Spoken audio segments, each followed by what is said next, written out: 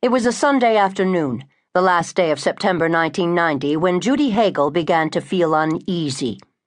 Usually she grew annoyed and exasperated when her son-in-law Steve Shearer phoned constantly to check on her daughter, Jamie. He kept such close tabs on Jamie that she seemed to move on an invisible tether. If she left home to visit her parents, he called to be sure she arrived within 15 minutes, and then he kept calling to ask what she was doing, and very soon, of course, to insist that she come back home to their house in Redmond. If he had his way, Jamie would never visit her family at all. But this afternoon, Steve didn't call. Not for 5 hours. It was a record for him. And Judy found herself jumpy, not at the ringing of her phone, but because of the silence. She had expected Jamie all day, and Jamie never showed up. Judy was babysitting with Jamie's little boy, Chris, and it wasn't like her daughter to stay away when she had promised Chris she would be back soon. Bellevue was once as far removed from Seattle in lifestyle and population as any of a number of small towns that dot the state of Washington. 50 years ago, it was a rustic hamlet on the other side of Lake Washington, where farms and blueberry bogs could be found just outside town. Before the first floating bridge connecting Mercer Island and Bellevue to the mainland in Seattle was completed in 1940, the little town was far off the beaten track.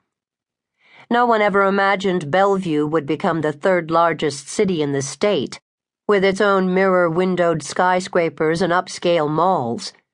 After World War II, it became a bastion of affordable 3-bedroom, bath-and-a-half houses that young marrieds could afford, and they flocked to the neighborhoods of Lake Hills and Eastgate.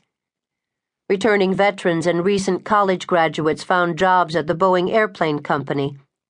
Young husbands went off to work and young wives stayed home and raised 4 children per family, long before anyone had heard about the population explosion. Appliances were avocado green, carpets were an orange shag that had to be raked as well as vacuumed, and tile floors were waxed faithfully once a week. It was a world of coffee clutches, where wives shared recipes for frozen strawberry jam, onion soup dip, and complicated casseroles, whose main ingredient seemed always to be Cheese Whiz. Yards sprouted gardens, and wives traded seedlings as frequently as they took turns babysitting. It was a time long before daycare and 2-income families. Bellevue seemed to promise that after the long, dark war, everything was going to be all right. It was an ideal community in a halcyon era. But the decades that followed brought a tragic tumbling down for many of the children whose future had seemed so bright. Bellevue, Washington wasn't unique.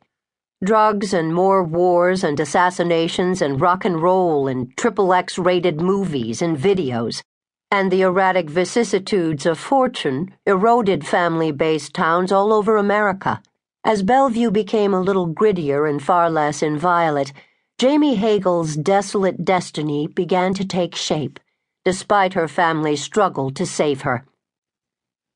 Judy and Jerry Hagel left tiny Carrington, North Dakota in 1967 and headed for Washington State.